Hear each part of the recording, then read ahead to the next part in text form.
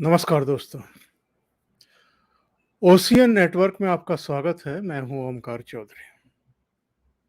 श्रीलंका की जो हालत है, कल जिस तरह के दृश्य वहां देखने को मिले, लगभग वैसे ही दृश्य जैसे मई के पहले पखवाड़े में देखने को मिले थे, जब तत्कालीन प्रधानमंत्री महिंदा राजपक्षे का जो निजी आवास था उसको आग लगा दी गई थी।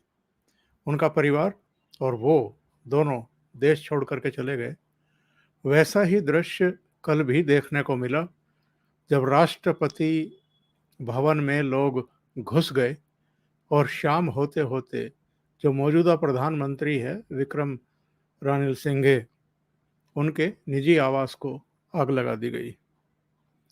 श्रीलंका का ये क्राइसिस क्यों है ये तो बताने की ज़रूरत नहीं है। आप में से बहुत सारे लोग अब तक जान चुके हैं कि वहाँ जो चीन से बड़ा कर्ज लिया गया था 2015 और 17 के बीच में, उसको श्रीलंका चुका नहीं पाया कोविड की वजह से और कुछ दूसरे घरेलू कारणों की वजह से, भ्रष्टाचार की वजह से, सब कुछ मुफ्त में लुटा देने की वजह से श्रीलंका इस समय डीप क्राइसिस में है। वहाँ महंगाई चरम पर है, जो ज़रूरी चीज़ें हैं वो भी नागरिकों के लिए उपलब्ध नहीं हैं, और जो 3 साल पहले सत्ता में आए थे वो गुड गवर्नेंस देने में पूरी तरीके से नाकाम रहे हैं। भारत भी श्रीलंका को इस संकट से उबारने के लिए प्रयासरत है। लेकिन जब भी किसी देश में इस तरह का क्राइसिस आता है, या अभी हमने देखा जापान में पूर्व प्रधानमंत्री शिंजो आबे की एक जनसभा के दौरान किसी ने गोली मार करके हत्या कर दी, तो अगर आप अपने देश में सोशल मीडिया पर देखें, कुछ लोग एक ट्रेंड शुरू करते हैं, और ये जान करके तो और भी हैरानी होती है, आश्चर्य होता है कि इन लोगों में कोई गली मोहल्ले के नासमझ या किसी पॉलिटिकल पार्टी के चापलूस किस्म के या प्रधानमंत्री नरेंद्र मोदी के कोई जाने पहचाने कट्टर चेहरे नहीं हैं। ऐसे लोग हैं जिन्होंने देश को कभी मुस्कुराने का मौका भी दिया था, और ये जो चेहरा है विजेंद्र सिंह, ये हरियाणा से आता है, भिवानी से आता है। ये आजकल कांग्रेसी है और राहुल गांधी और प्रियंका वाड्रा का मुरीद है। दिल्ली में विधानसभा का चुनाव लड़ चुका है, शायद लोकसभा का चुनाव लड़ चुका है, और ये भूपेंद्र सिंह हुड्डा का भी करीबी है। कांग्रेस के प्रति सॉफ्ट कॉर्नर रखता है, ये तो हम सब जानते हैं। क्यों रखता है ये भी कुछ कुछ तो पता है, आइडिया है। क्योंकि जब जब भी मेडल जीते इन्होंने, या बाकी हरियाणा के खिलाड़ियों ने, या हरियाणा के नहीं भी थे तो भी उनको जिस तरीके से भूपेंद्र सिंह हुड्डा ने मुख्यमंत्री रहते हुए नवाजा, पुरस्कारों से, नकदी से, महंगी गाड़ियों से, तमाम तरह के पुरस्कारों से, तो जाहिर है एक झुकाव, एक सॉफ्ट कॉर्नर जिसको कहते हैं, वो किसी नेता के प्रति या किसी पार्टी के प्रति होना एक स्वाभाविक है। मैं इसमें कुछ गलत भी नहीं मानता। अगर साइना नेहवाल भारतीय जनता पार्टी ज्वाइन कर सकती है, तो विजेंद्र सिंह के कांग्रेस ज्वाइन करने पर कोई भी आपत्ति करने वाला कौन हो सकता है। लेकिन आप अगर ये भूल जाएं कि आप राष्ट्र के लिए खेले हैं, भारत के लिए खेले हैं, भारत के लिए आपने पदक जीत रखे हैं, और पूरे भारत ने तब खुशियां मनाई थी, तो ऐसे खिलाड़ियों के कुछ दायित्व भी होते हैं। लेकिन अगर ये इस तरह की हरकतों पर उतर आए क्या लिखा है इन्होंने? Guess who is next? Sri Lanka crisis, hashtag Sri Lanka crisis. और इस पर इनको जवाब भी मिले हैं। मैंने बहुत सारे जवाब लिए नहीं हैं, इसको लंबा खींचना मैं चाहता नहीं हूँ। मैं सिर्फ ऐसे लोगों को एक्सपोज करना चाहता हूँ इस प्रोग्राम के जरिए। इनको जवाब मिले हैं कि ये हाल है इन कांग्रेसी पिद्दियों का, मोदी जाना चाहिए, चाहे उसके लिए देश ही बर्बाद क्यों ना हो जाए। और ये रीट्वीट किया है इन्हीं के मैसेज को। एक और मैसेज है सरोज सेन, वो लिखती हैं कि ये ट्वीट देख के लगता नहीं कि तुम वही हो जिसने कभी देश का मान बढ़ाया था और आज देश की बर्बादी का विश कर रहा है। हम तुम पे थूकते हैं, कांग्रेस को पावर में लाने के लिए ये कैसी घटिया मानसिकता दिखा रहे हो। देश है तो हम हैं, देश सिर्फ बीजेपी का नहीं है। जय हिंद। कुछ और ट्वीट में आपको जरा दिखाता हूं। गौरव मिश्रा लिखते हैं कि भारत एकमात्र ऐसा देश है जहां कार्यकर्ता, हास्य अभिनेता, विपक्ष और कुछ मीडिया सक्रिय रूप से श्रीलंका जैसे आर्थिक स्थिति के लिए प्रार्थना कर रहे हैं, ऐसा लग रहा है, ताकि सरकार को गिराया जा सके। उनके लिए देश बर्बाद हो जाए, लेकिन मोदी जाना चाहिए। और एक देखिए जरा, ये संदीप सिंह है, कांग्रेसी है। इसने श्रीलंका के राष्ट्रपति भवन के सामने जो हजारों का, लाखों का हुजूम उमड़ा हुआ है, उस पर लिखा है, याद रखना, मैं भी याद रखूंगा। और जरा इनका ये ट्वीट आप भी याद रखिएगा, क्योंकि मैं इसी पर चर्चा करने वाला हूं। इन्होंने लिखा है, याद रखना, मैं भी याद रखूंगा। ये कांग्रेसी है संदीप। ये विनोद कुमार है, इन्होंने जवाब दिया है। इन्होंने कहा, कब तक याद रखें?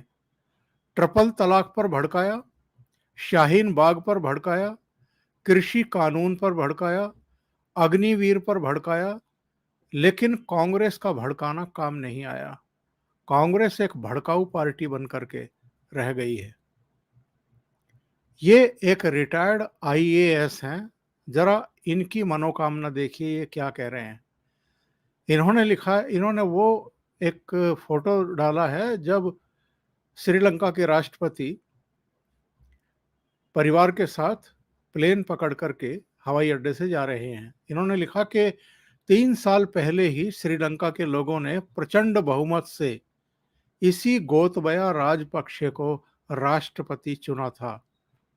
गोतबाया ने पूंजीपतियों की मदद और धर्मांधता फैलाकर सत्ता हथियाई थी। आज जान बचाकर परिवार को लेकर एयरपोर्ट पर देश से भागते हुए। ये जो सेकंड सेंटेंस है, जरा ध्यान से पढ़िए।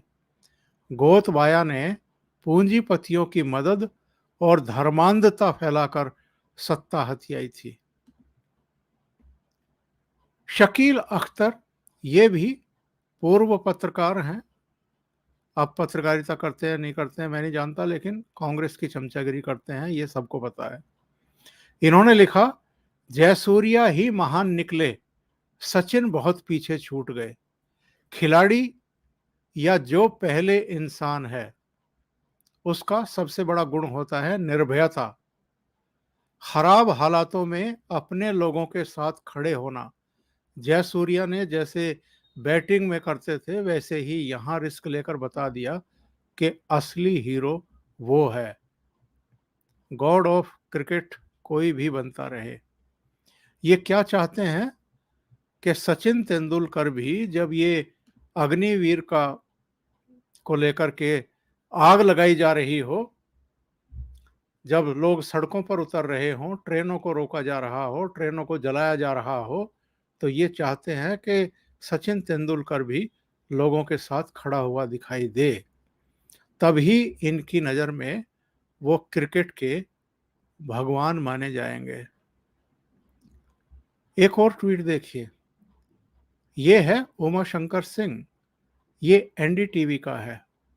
क्या लिख रहा है कि जनता जब आती है, एक जेपी ने नारा दिया था 1975 में इंदिरा गांधी के लिए,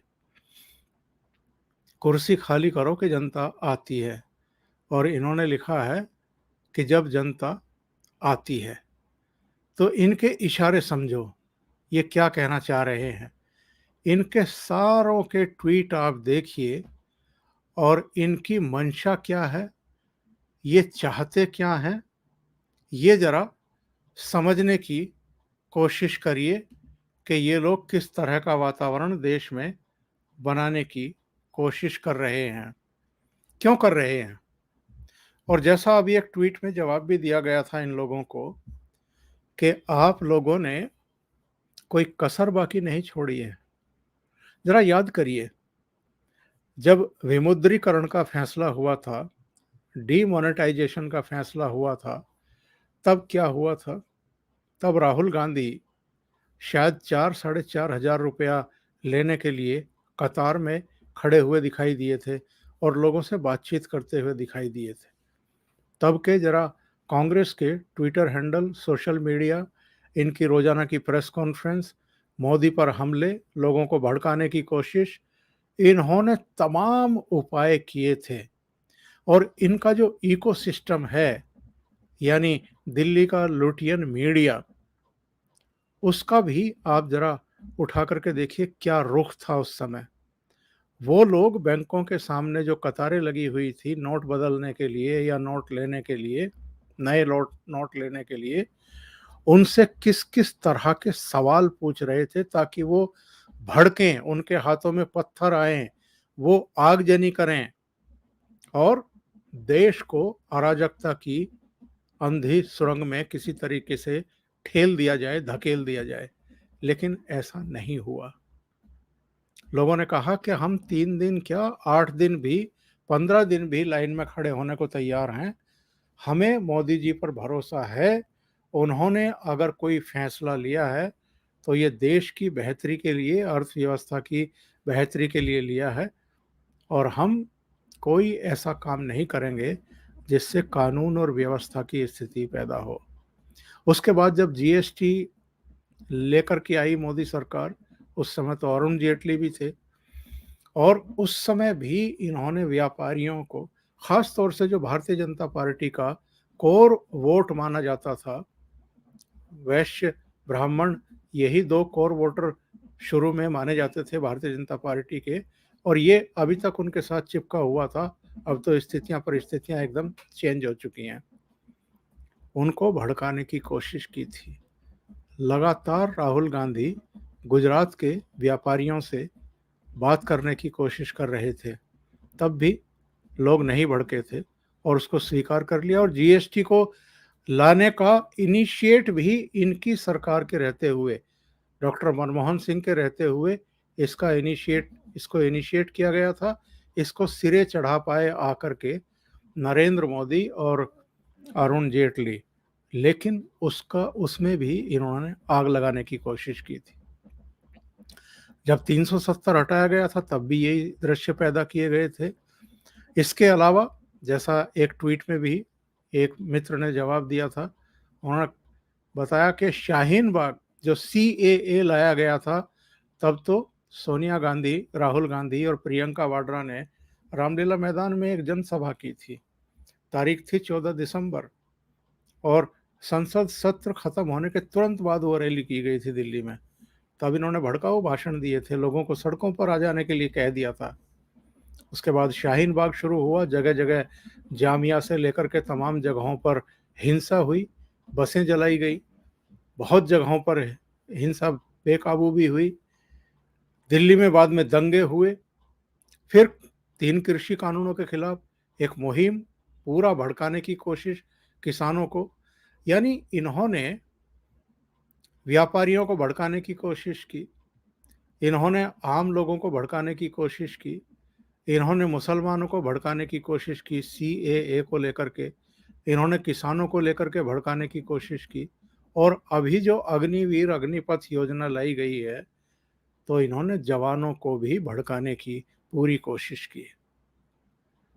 राहुल गांधी ने जब कोविड शुरू ही हुआ था तो कहा था कि आर्थिक सुनामी आने वाली है, देश बर्बाद होने वाला है। कोई आर्थिक सुनामी आई नहीं। ये मैनेजमेंट का ही एक आर्थिक आर्थिक जो हमारे हालात हैं उनको संभालने का ही नतीजा है कि भारत की जो ग्रोथ रेट है वो सबसे ऊपर है पूरी दुनिया में, अभी भी सबसे ऊपर है। तो ये जो लगातार इस तरह की मुहिम चलाई जाती हैं, अभी जापान के पूर्व प्रधानमंत्री की हत्या की गई। आप जरा सोशल मीडिया पर जाकर के देखें, डायरेक्ट इनडायरेक्ट वे में प्रधानमंत्री नरेंद्र मोदी के लिए भी इस तरह की बातें कही गई, घुमा फिरा करके बातें कही गई। आप समझ सकते हैं कि ये लोग किस तरह के हालात इस देश में क्रिएट कर देना चाहते हैं। इससे ज़्यादा शर्मनाक बात कोई नहीं हो सकती है। और हमारे देश के अगर कानून कमज़ोर ना होते तो ये जितने भड़काने वाले बयान दे रहे हैं ये सब आज अंदर होते हैं। अभी के लिए इतना ही। बहुत बहुत धन्यवाद। अगर आपको ये चैनल और इसके कंटेंट पसंद आ रहे हैं तो लाइक करें, कमेंट करें, वीडियो को शेयर भी करें। अभी तक अगर आपने ये चैनल सब्सक्राइब नहीं किया है तो सब्सक्राइब कर लें और साथ में लगे बेल आइकॉन को दबा दें ताकि आगे आने वाले वीडियो और उनके नोटिफिकेशन आप तक पहुंचते रहें। बहुत बहुत धन्यवाद। नमस्कार।